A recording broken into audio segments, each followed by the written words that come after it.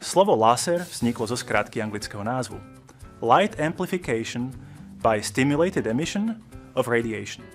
V preklade to znamená zosilnenie svetla stimulovanou emisiou žiarenia. Laserová technika patrí medzi moderné technológie používané v priemysle, medicíne či v umení. Vysvetlíme si, čo je laser a ako funguje.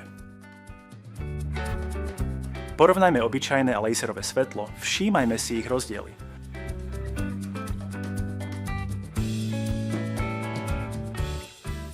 Oba druhy svetla sa vzájomne líšia ich rôznou vlnovou dĺžkou, smerom ich šírenia a zosúladenosťou vln.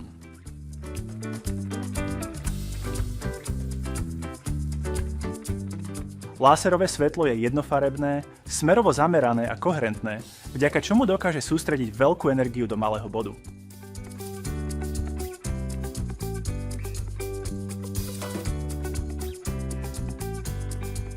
Ako vzniká laserový lúč? Dôsledné vysvetlenie, ako z dodanej elektrickej energie vzniká sústredený laserový lúč, predpokladá pokročilejšie znalosti z chémie a fyziky. Pozrite sa napríklad pôsobenia laserového lúča, dopadajúceho na povrch materiálu, ktorý energiu pohltí, zmení na teplo a tak jeho čas odstráni. Laser gravíruje materiál tak, že jeho lúč dopada na jeho povrch, ktorý energiu pohltí. Z obrobku sa materiál odtaví, odparí alebo v prípade dreva zhorí. Laserová hlava spohybuje podľa pripraveného programu a tak postupným obrábaním koncentrovanou energiou vzniká želaný obraz. Energia svetla sa premení na teplo, ktoré obrába povrch materiálu. Porovnaním presnosti obyčajného a laserového svetla je zrejmé, že rozptýlené svetlo s nízkou energiou na povrch obrobku nemá vplyv na rozdiel od svetla, ktoré koncentruje laser do jedného bodu a tak dokáže materiál obrobiť.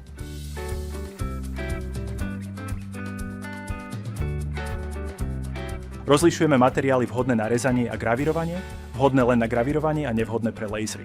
Rezať aj gravírovať môžeme spoľahlivo drevo, kožu, papier, kartón, textil, len na gravírovanie je vhodné sklo, keramika, kameň, hliník. Laserom neobrábateľné sú PVC, polykarbonát, plasty, uhlíkové vlákna a rôzne zrkadlové plochy. Pred spracovaním konkrétneho materiálu sa odporúča jeho testovanie. Laser pracuje v kartéskom súradnicovom systéme. Laserová jednotka sa pohybuje v rozsahu osí X a Y. Pohyby zabezpečujú krokové motory zvlášť pre os X a zvlášť pre os Y. Laserová jednotka sa ustavuje manuálne. Dôležitou súčasťou lasera je jeho riadiaca jednotka. Laser môže byť vybavený kompresorom, voštinovou podložkou, rotačnou osou a nastaviteľnými nohami. Lasery možno kritovať a napojiť na odsávanie s aktívnym uhlím. Pre efektívnu prácu s laserom sa vyžaduje počítač a software, v ktorom sa pripraví program pre riadiacu jednotku, ktorá manažuje krokové motory pre interpolačné pohyby osy stroja. Dôležité je pochopenie, ako všetko spolu funguje.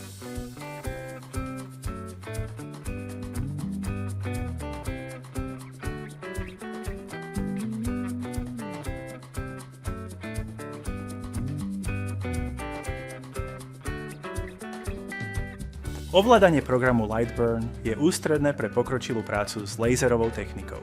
Umožní vám objavovať, učiť sa, tvoriť nové a zlepšovať existujúce veci, realizovať svoje nápady a projekty a dosýta majstrovať.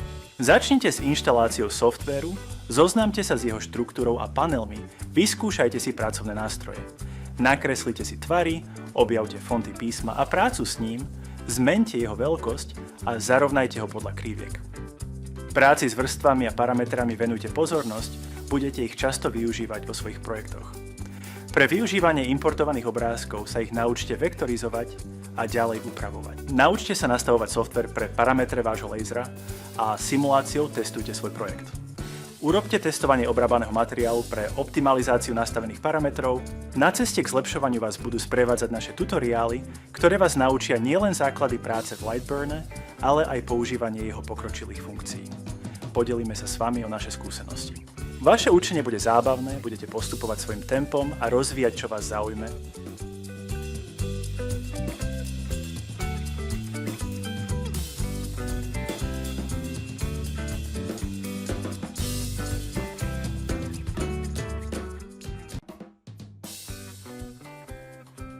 Chrániť seba, ostatných aj okolie je pri práci s laserovou technikou veľmi dôležité. Bezpečnosť nikdy nepodceňujte. Ochrana očí je kľúčová. Používajte správne okuliare.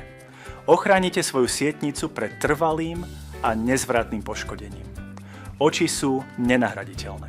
Rovnako dôležitá je tiež ochrana dýchacích ciest pred toxickými splodinami. Odsávanie, filtrácia, dostatočné vetranie a používanie overených materiálov ochránia vaše plúca. Splodiny ani jemné častice nevidíte, ale číhajú na vás. Laserový lúč môže pri zlom nastavení parametrov obrábania zapáliť materiál. Nevhodne zvolený materiál sa môže vznietiť vplyvom vysokého výkonu alebo nízkej rýchlosti laseru, preto sa vyžaduje trvalé dozorovanie obsluhou počas obrábania. Majte po ruke vhodné hasiace prostriedky. Uvedené postroje vo formáte A3 doporučujeme umiestniť trvale v priestoroch dielne a obsluhu na ich obsah pravidelne odkazovať pre zvýšenie jej povedomia v oblasti bezpečnosti práce s laserovou technikou.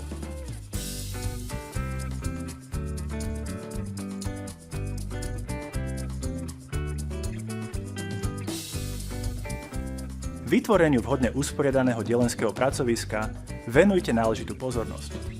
Dôležitá nie je len výbava inventárom, ale aj dispozičné riešenie. Platí zlaté pravidlo. Poriadok nie je náhoda, ale výsledok správnych návykov. Každý majster bol raz začiatočník. A nie každý to dotiahol na majstra. Laser ponúka skvelé možnosti pre rozvoj kreativity. Práca s ním zasa nové zručnosti, vedomosti a návyky. Laserová technika prepája digitálny svet kreslenia a modelovania so svetom výroby reálnych vecí. S pomocou Woodstudy to dokážeš aj ty. Urob prvé kroky s laserom. Na voštinovú podložku polož drevo, zapolohuj laserovú hlavu, pripoj na zdroj energie a svoj počítač. Vyber si svoj prvý vzor, urob program a začni gravírovať. Vyskúšaj si aj iné materiály.